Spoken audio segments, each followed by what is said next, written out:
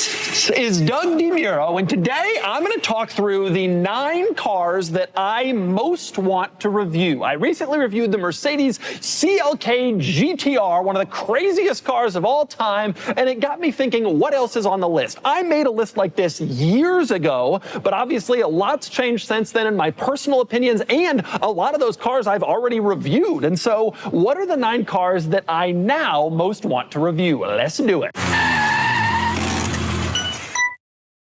Okay, so the 9 cars I most want to review. 2 quick things. Number 1, this list is alphabetical. It is not in rank order because it would be hard to rank my little babies. The cars I love the most. Secondly, I think the fact that I'm even making this list speaks to how wonderful one of the great things about this channel is, which is the insane variety of cars on this channel. I have no problem in the same week posting a Hyundai Palisade review followed by a 3000 GT VR4 Spider or whatever, like 90s stuff, new stuff, supercars, hypercars, crazy old little super mini city cars, anything, concept cars, weird stuff, anything. And since I launched Cars and Bids, people are always like, oh, is this going to turn into like a sellout channel where you're just shilling for cars and bids?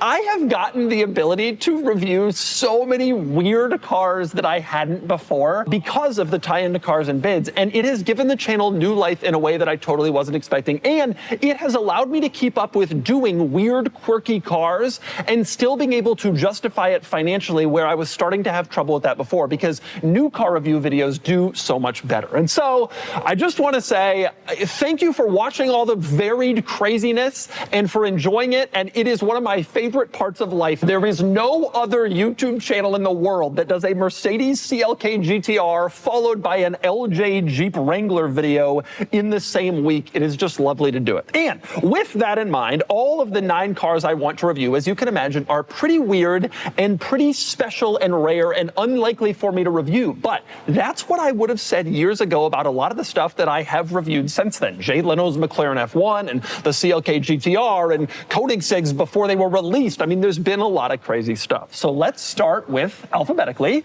the Aston Martin V8 Cygnet. This car has been in the news lately because Aston Martin created a one-off, one only Cygnet city car with a V8 from the V8 Vantage. Aston created the Cygnet city car, the regular version, to comply with emissions and pollution regulations, and some wealthy customer paid them big money to make a one-of-one version with a V8 from a V8 Vantage. And the car has been in the news lately because it's for sale. It came up for sale. The person who commissioned the car owned it for 10 years, 12 years, something like that, and he was selling it. Incredibly cool and unusual car, and I've always wanted to review it. In fact, when it listed for sale, I legitimately considered reaching out to try to buy it. It would be a challenge to import it to the United States because it isn't of the age limit yet where cars can easily flow into the US, but it's doable, I think, under the show or display rule. I really considered buying it. I was told that the asking price was somewhere in the $500,000 to $600,000 range,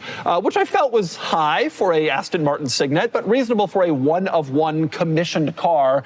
And in doing the commission, the commissioner convinced Aston Martin to agree they would never build another, so it will kind of perpetually be this special one-of-one car. It's incredibly insane. And the pictures that were shown when the car was released for sale made it even clearer how insane it was. The V8 Cygnet was a commission, and so Aston Martin never really did a big press tour with it, right? Like, it was a car that was made for a person. They took photos and people knew it was around. A couple people drove it, but it was never like a big car that was out there in the public. And so to see the pictures now as it came up for sale was very interesting.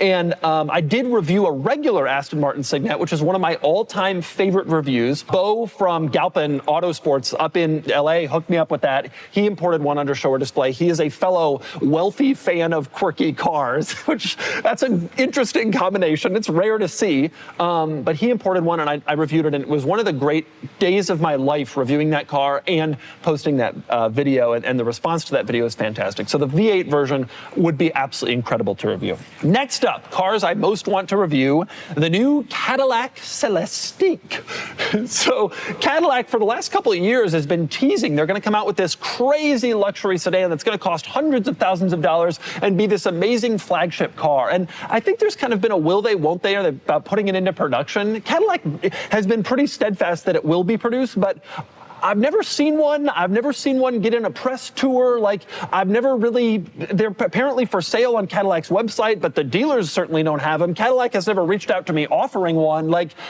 I'm not sure what the deal is with this car, but I have a suspicion. Cadillacs in general in recent years have been pretty crazy in terms of tech and gadgets and weirdnesses. Like, the Lyriq has some interesting stuff to it, and videos with expensive, crazy cars like this always do well. And so from a business perspective, but also from a personal interest perspective, from a business perspective, I'd be thrilled to do the video. I think it would get a lot of views and make a lot of money. From a personal interest perspective, I'd be thrilled to do the video because I suspect this car has some bizarre characteristics. Just when you look at it, it's got this long front end, and it just seems like it's gonna be weird. And it's always a special day when the business purposes align with the personal interest. That's the best video in the world. And so I'm very excited to see how that car would do and how that video would do, and I think it would be fun. Next car I most want to review, old rally Fords. I would love to do a Ford RS 200 or an Escort Cosworth from the era where they had the crazy wing that was on the hatchback with the post in the middle. These cars aren't actually incredibly hard to find, but for whatever reason I have never found one to review, and I think they're incredibly cool cars. The RS 200 was a very, very special thing. Both of these cars were successful rally cars that also had successful road versions. But unlike the WRX that became quite a popular road car, these were very limited in scope. The RS 200 was only like 88, 89, very uncommon. And the cool Escort Cosworth was like mid-90s and also very uncommon, low production. You know, regular Ford Escort models from this era are a dime a dozen,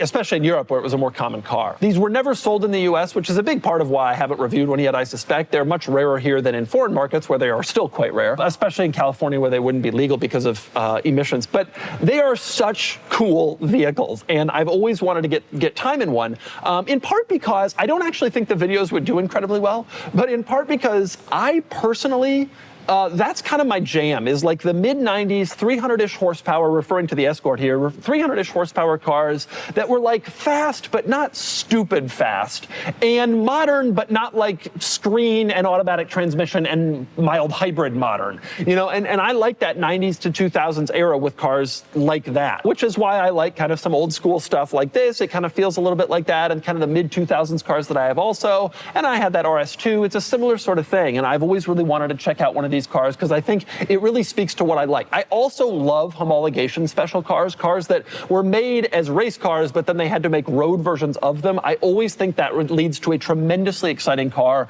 like the Delta Integrale, like the GR Yaris, and so many others. And it's very special to, it would be very special for me personally to get behind the wheel of one of those cars, even though, again, I don't think the video would do all that well. Okay, next car on the list of cars that I most want to review, the GMA T50.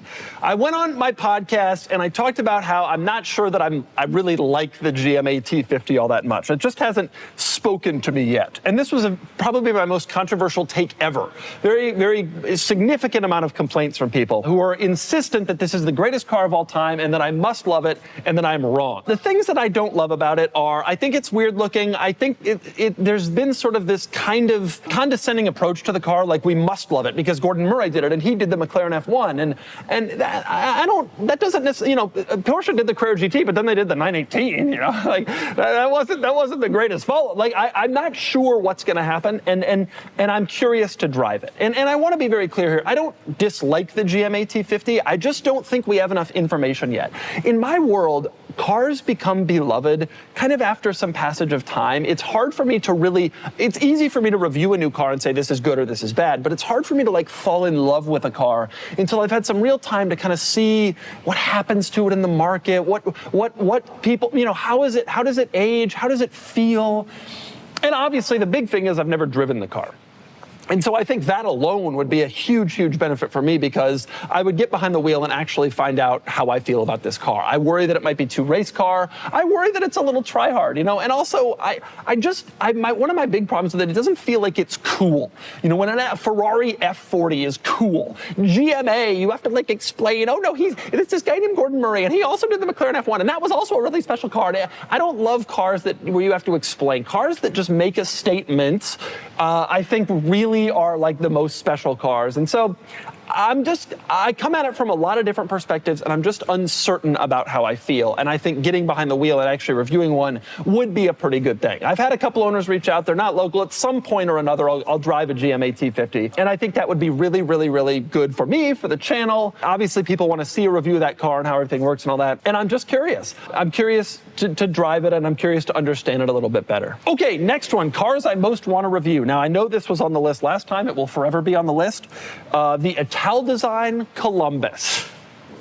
The Italdesign Columbus was a van that Italdesign, which was one of the Italian design houses like Pininfarina, Bertone, who create all of the special Italian cars. Italdesign apparently had some downtime in the 90s, and they created a van that looks like you can see it on the screen. It's unfortunate, to say the very least. It's a 2-level van. The front occupants sit at a higher level than the rear occupants for some reason. And it's obviously heinously ugly. It's powered by a BMW V12, actually a variant of the powertrain in the McLaren F1. So you could argue it's a McLaren F1 powered 2-story van. And Italdesign, the makers of this van, they made one of these. It was shown as a concept car at some very unfortunate auto show years ago. Initially, my understanding is that BMW was going to be a part of the van, like have their name on it. But presumably, once they saw it, they were like, no, we want nothing to do with this. So they supplied the powertrain, and that was it. Now, I have often talked about the Columbus, how much I think it's ridiculous, how much I want one. And a lot of people have asked me, have you ever reached out to Italdesign? So here's the basic story. Italdesign only made one of these. They've kept it for all these years, 30 years now, they've kept it in Turin, where they're located. And a few years ago, I was going to Italy, and I was able to get in touch with Italdesign, and I sent a note over, and I said, hey, could I potentially review this car? And they said yes. It didn't work out for my timing. I was unable to get to Turin. I was on vacation. I wasn't going to lose a full day to drive all the way to Turin, film the video, drive all the way back. It was with my family. It just wasn't a possibility at that time. Later, probably 2 years later, after we took an investment in cars and bids and I got some cash, I emailed Italdesign again and I asked them what it would take to buy this vehicle. And they said they wouldn't sell it. They said it's part of their heritage, their history, and they wouldn't sell it. And I was surprised to hear that because it's homely. And I figured, folks, this is an opportunity here. This is some guy throwing you cash to get something out of your basement. But they didn't want to do it. And I still want to review it. Someday I will make it to Turin and I will review the Italdesign Columbus. It is my North Star. Okay, next up, cars I most want to review. This is a big one for me. The new Koenigsegg Jesko. Koenigsegg is a manufacturer of really cool, special super sports cars. I've kind of fallen off the desire of a lot of these really cool super sports cars in recent years, just because they're all automatics. They all have 1,200 horsepower. They're plug-in hybrids. They don't feel as cool as they did back in the manual transmission V12 era. However, they're still tremendously exciting to review, in part because they're always insane. They always have bizarre touches and details that you just don't see in normal cars. And that's my jam. That's what I love the most. It's what my viewers love the most. And that Venn diagram overlap is so wonderful for me, and it always has been, that my viewers love the thing that I most love. The Jesko is out. Like, it's been sold. They're around. I've actually seen one randomly on the street.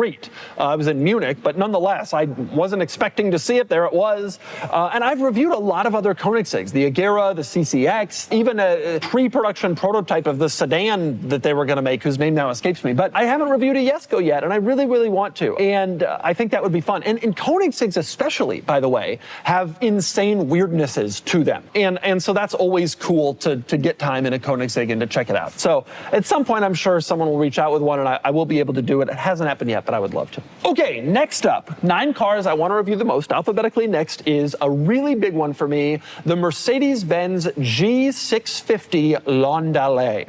For those of you who don't know, Mercedes-Benz at one point made a lifted, long wheelbase, half convertible V12 powered G-Wagon. This was a factory-built vehicle. It is unbelievable to me that you could make a lifted, stretched, 6-wheel drive pickup truck from the factory and have that not be the weirdest vehicle that you made on that platform. Undoubtedly, the craziest 463 G-Wagon was the G650 Landaulet. Unlike the 6x6 that Mercedes-Benz also made, it used the V12. The 6x6 only used the twin-turbo V8. Unlike the 6x6, it was a part convertible. It was intended to be a chauffeur-driven vehicle. The driver sits up front in the non-convertible area. The wealthy passengers sit in back, convertible top-down, enjoying their lives. The concept of a portal axle lifted V12-powered chauffeur-driven vehicle is one of the most insane Arab-rich fantasies I have ever, that even Mercedes-Benz could conceptualize. But in the UAE and countries like that, they love the G-Wagon, and this was sort of the ultimate version of that car. And I did do a review of the pickup truck, the 6x6, which was amazing. It did crazy views, and I was so excited to do it. But the Landaulet is cooler. It's also rarer and probably more expensive. They very rarely transact. So it's been hard to find one, but I would absolutely love to review a G650 Landaulet. It's been now years since that car was initially on sale. I was able to do the 6x6 pickup pretty quickly after it went on sale, even though it was never sold in the States. And I would really love to do the Landaulet, in part because one of my favorite features of the G650 Landaulet is the convertible top and roof mechanism are lifted completely from my G500 Cabriolet. They just took the regular convertible roof that they were already producing and put it in this Landaulet, which is one of the reasons why it's only a half convertible, because it's a long car that uses the roof from a short two-door car. And I just want to see how they did it, how they put it together. I think it would be an amazing video. Okay, last two cars I most want to review. Number one, the Porsche 911 GT1. I'm actually not a huge fan of like the GT1 class. Like I'm not a big motorsports guy. I'm not like obsessed with those cars. It was kind of an ill-fated venture in the 90s that didn't really go all that far, but it did produce some very cool road cars. And I've reviewed the other two. There were basically three really, really special ones. There were other less special ones like the Lotus Elise GT1, which is a really cool car, but the CLK GTR, the 911 GT1, and the McLaren F1 GT are kind of the most famous cars that came out of that race series.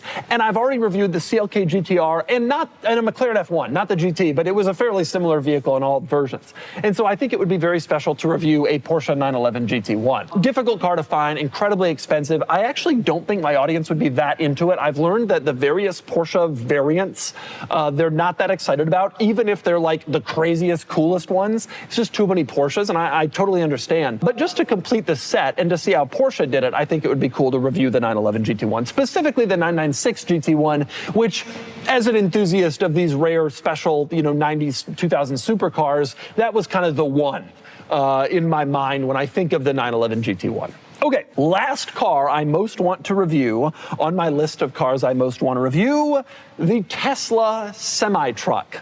It just is so insane looking, and it must be so crazy. There must be such weird things about it. It must be so bizarre to drive. It must have such weird tech. I must know.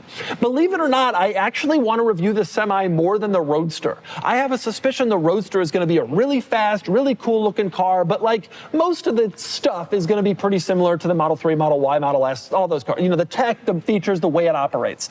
But the Semi must be different and weird, and I have to know. And I'm sure I need some sort of special driving license, but I would love to review the Tesla Semi whenever it happens, whenever I can. It just must be so strange. So those are the 9 cars I most want to review. I'm going to give you 2 bonus cars that actually I kind of want to review even more than any of these 9. One is General Sultan of Brunei cars. I am obsessed with the Sultan of Brunei's car collection. All of their 1990s car commissions is the stuff of dreams for a kid who grew up idolizing 90s supercars. Like, I love the Countach, I love the Diablo, I love all those cars in that era, like the mid-80s to the mid-2000s, and they have them all. But what would have been really cool was to commission your own. Like, have Ferrari or Pininfarina, as it were, develop a station wagon. That is so cool, and the concept of it is so cool. And I want to experience some of those cars. And so Sultan of Brunei cars are very high on my list of cars I most want to review.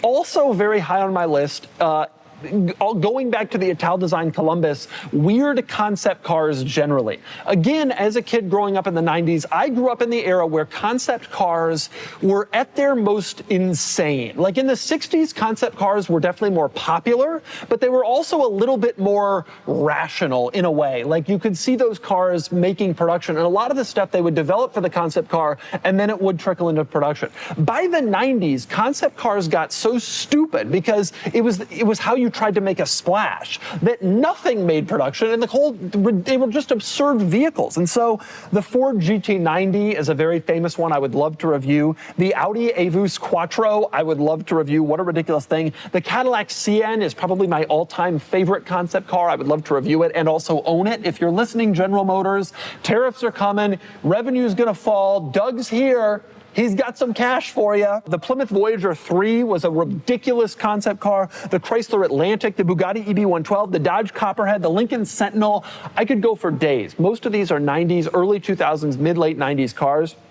And I would just love to review. Not all of them run and drive, not all of them operate. A lot of them probably haven't operated in years.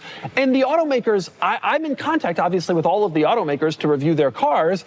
And I ask them occasionally about old concept cars. They don't have a lot of interest. They usually don't run. They're usually stored away in some basement. And also, they don't have any benefit to the automaker, right? Like getting into a Dodge Copperhead, there was a time when that car was making a splash because they wanted to attract people to the Dodge brand. Well, now it's a 20-year-old concept car, and it would probably be kind of laughable, right? And so the automaker isn't really that interested in letting me into these cars anyway, even though I have asked a bunch of times. But weird concept cars would also be on my list of cars to review. But there you go. That's my list. Those are the 9 cars plus 2 bonuses I most want to review. And I hope the next time I'm making an update to this video in 3, 4, 5 years, whatever, I hope at least I've checked off maybe half of these cars on the list. Maybe I've even made it to Turin to see the Columbus.